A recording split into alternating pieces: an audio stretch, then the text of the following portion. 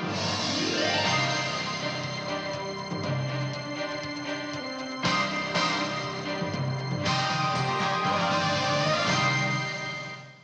pay a visit to the northwest region of Newsroom series today to bring you all the news from that part of the country.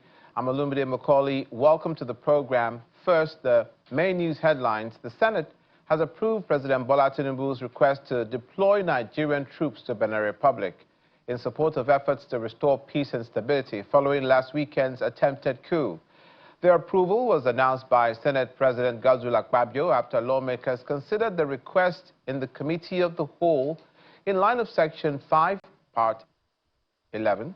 Senators unanimously voted in favor of the deployment, giving legislative backing for the regional security intervention. Senator Akpabio described the decision as a step in the right direction, noting that any instability in any neighboring state poses a threat to the entire region, saying an injury to all is an injury to one is an injury to all. He underscored that it's Nigeria's responsibility to support its ECOWAS partner. The Senate's consent letter is expected to be transmitted to President Bola Tinubu immediately.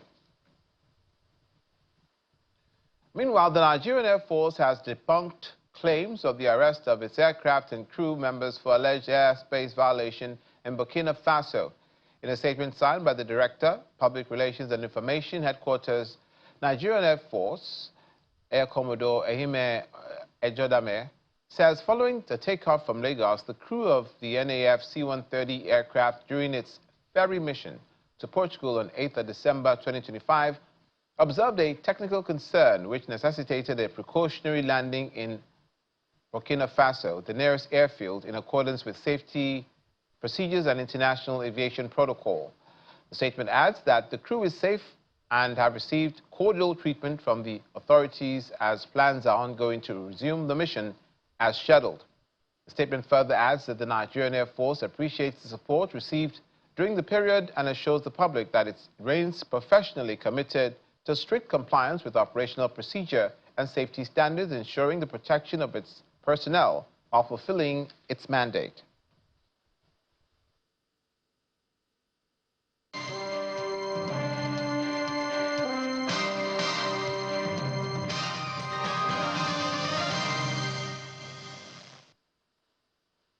We begin in the health sector as efforts to improve access to quality healthcare services in Kaduna have received fresh momentum as the Society for Family Health has handed over a maternal and child consumables to the State Primary Healthcare Board.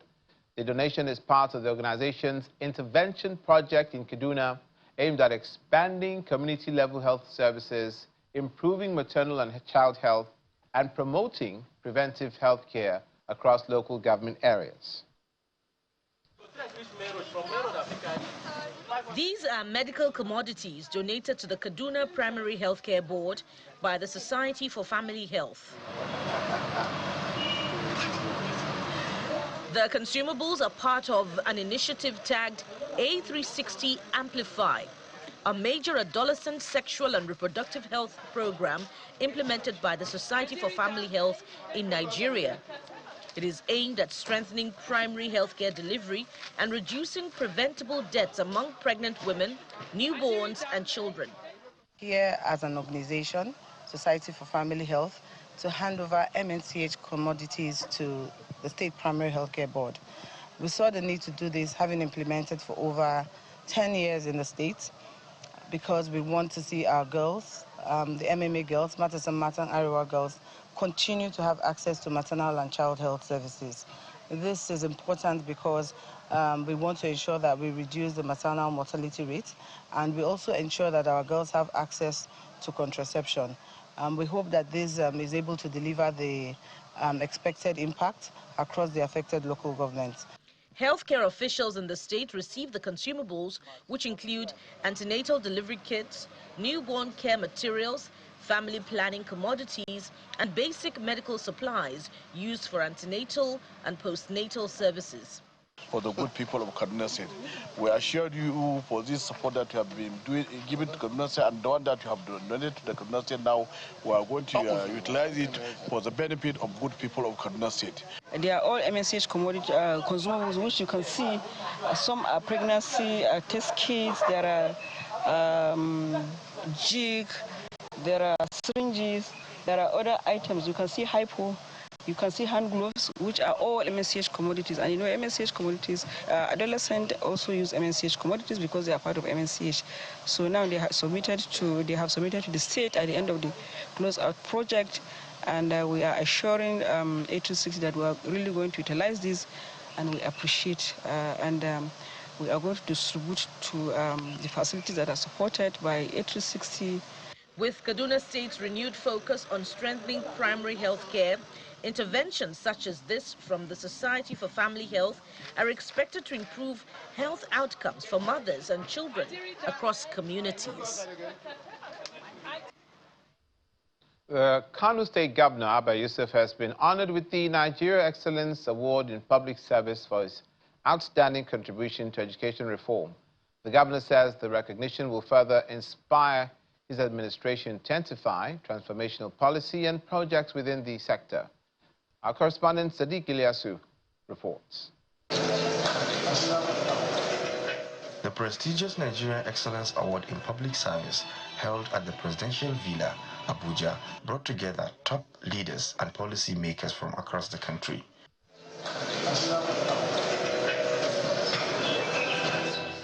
Governor Abba Yusuf of Kano State arrived with a sense of pride as he received the national recognition for his reforms aimed at revitalizing education.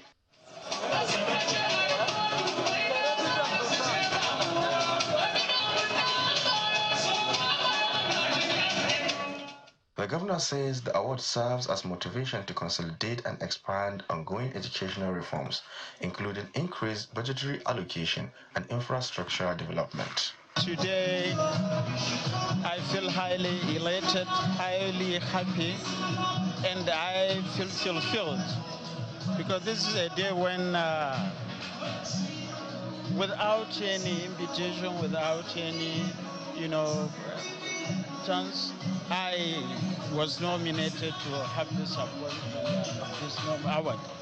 And I feel extremely happy because today's award, which said Best Governor in Education, organized by NIPS, is something that I will forever live to remember.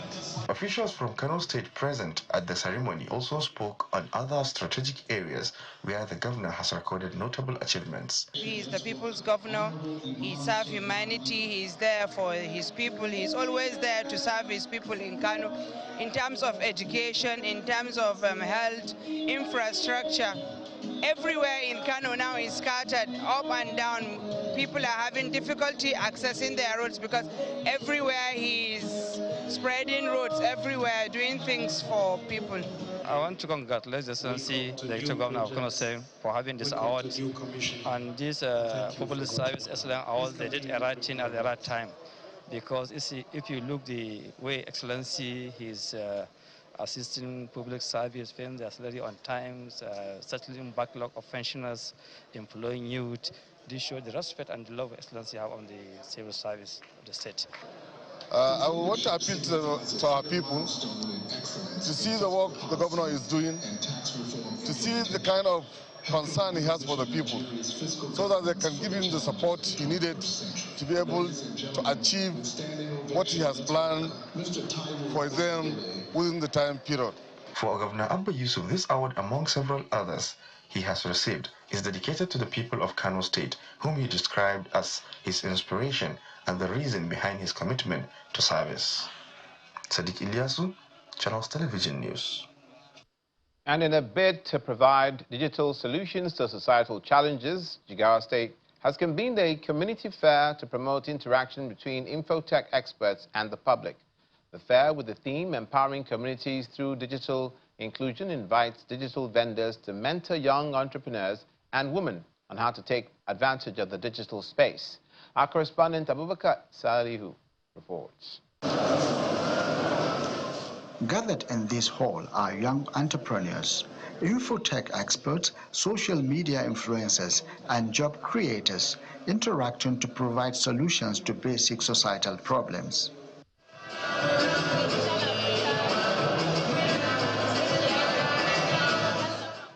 The convener of the fair, Jigawa State Information Technology and Digital Economy Agency, highlights some of the state's achievements in the digital space.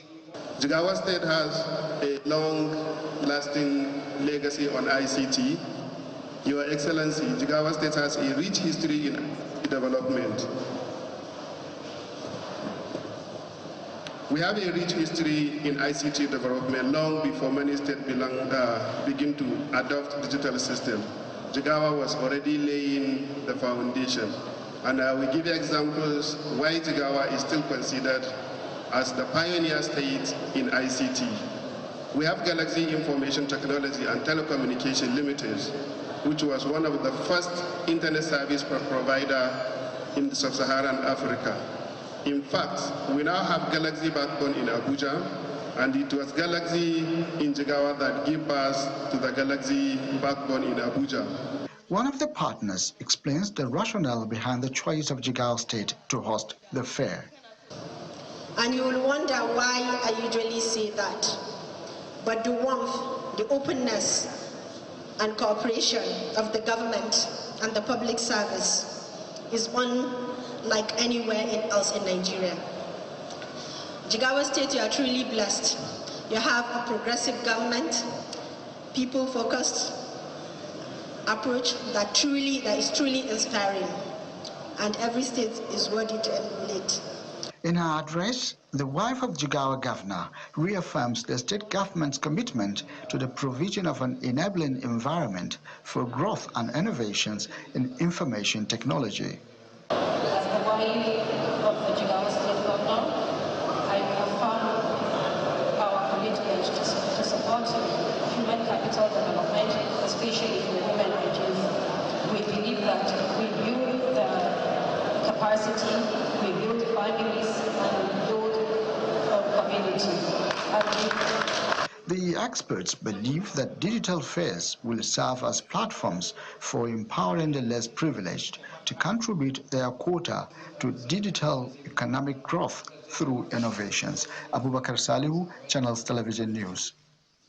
From Jigawa State to Zamfara State, who've launched a monthly environmental sanitation program aimed at improving hygiene and maintaining a cleaner environment across the state capital.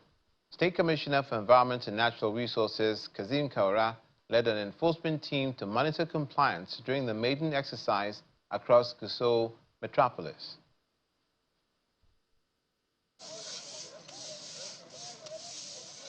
The first monthly environmental sanitation in Zamfara State recorded low compliance in several parts of Gusau, the state capital.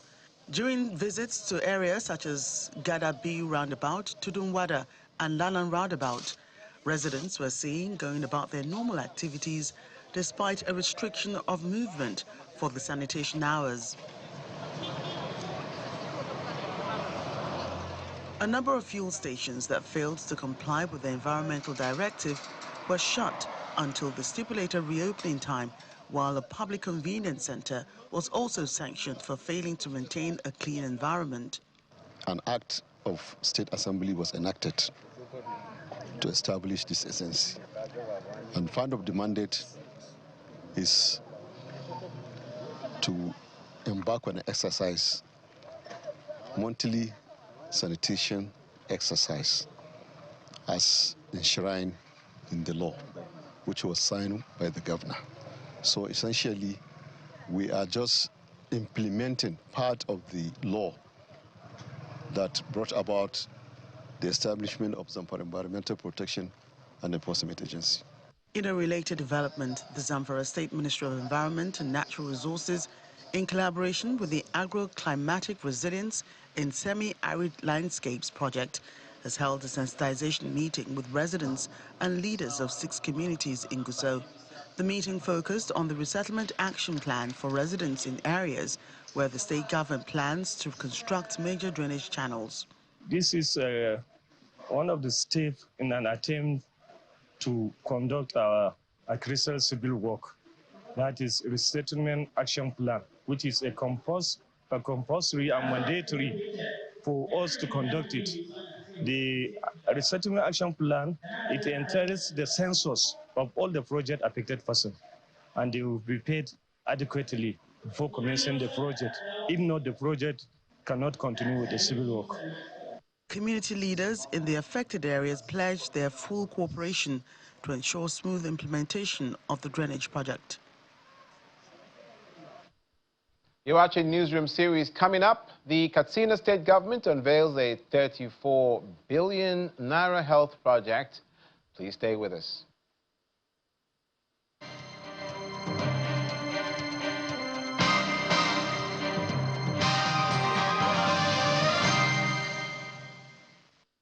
Welcome back. As the 2027 political season draws closer, it's been stated that due to the performance of President Bola Tinubu and Governor Nasir Idris, there will be no vacancy for anyone to contest in 2027.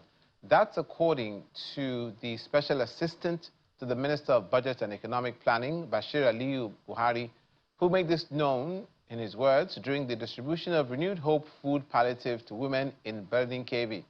Represented by Ibrahim Gasaki, the Special Assistant explained that the distribution was part of an initiative to support vulnerable women, noting that youth were also included, with 5 motorcycles provided to help them start small businesses and become self-employed.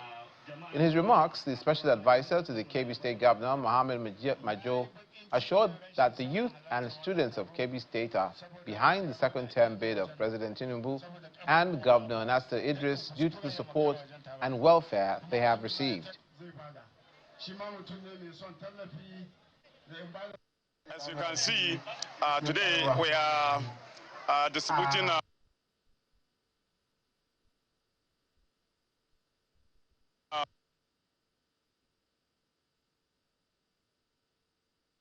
Governor Diko Rada of Katsina State has continued his statewide engagement tour to 34 local government areas with the commissioning of major development projects delivered by Katsina Local Government Chairman Issa Odad. He explained that the tour is aimed at feeling the pulse of the electorate whether or not they are satisfied with the leadership style of their state, local and federal representatives. The projects unveiled include an upgraded Legislative Council chamber, new offices at the Katsina Local Government Council, a renovated ICT center, official vehicles for council officers, and new primary health center. And now at Angwayari area. Speaking shortly after the tour, the Katsina Local Government Chairman says that with the exercise, the state governor really rejuvenated the political landscape, which demonstrates that the APC will still be the party to lead in the forthcoming 2027 general elections.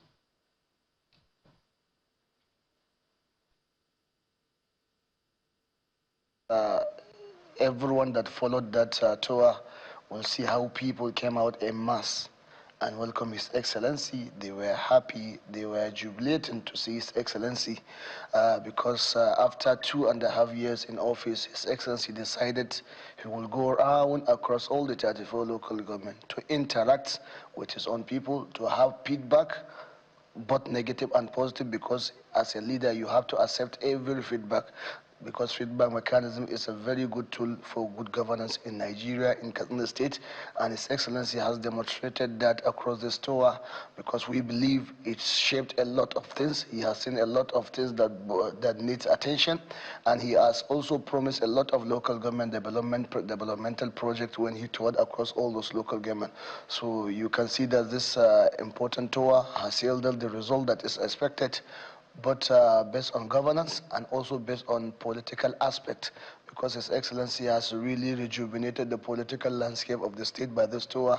He has clearly demonstrated and showed that the All Progressives Congress in Katsina State is still the party to beat in 2027. Sorry. A jolly phonics quiz competition has been conducted for the primary school pupils in Katsina State to determine the best talent that will represent the state and the country at the international level. The competition, organized by the Universal Learning Solutions in collaboration with the Katsina State Universal Basic Education Board, was participated in by primary school pupils from 3 senatorial districts of Daura, Funtua, and Katsina. According to the executive chairman of the board, Dr. Kabir Magaji, in the 2024 academic session, the team of Katsina State represented Nigeria at Indonesia, where the Nigerian team won the first trophy.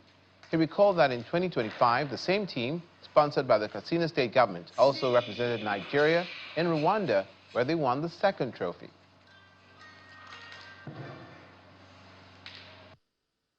It is from these practices that we can be able to fish out the talent we are expecting to represent the states and even the country in the future.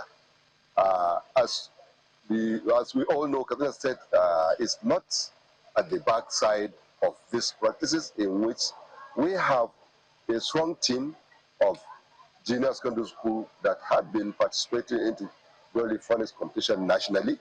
And in the last 2024 academic session, the team of Kaduna State represented Nigeria as a whole to Indonesia, where the Nigerian team represented by Kaduna State won the first trophy. This is by the support of His Excellency Maledoko Marata, by supporting the team and giving all the encouragement that is needed.